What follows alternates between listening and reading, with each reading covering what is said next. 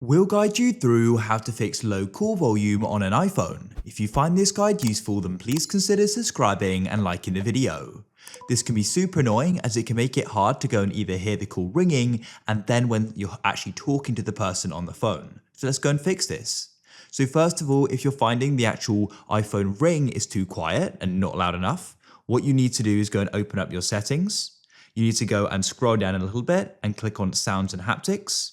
And what you can then do is adjust the ringtone and alerts. So you can make it all the way to the top like so, and that's as loud as the ringtone can go. However, if this is happening while you're on the phone, then first of all, we can try increasing the volume. To do that, you can use the side volume buttons here. So press the upper one, and you'll go and see on my screen, it goes up.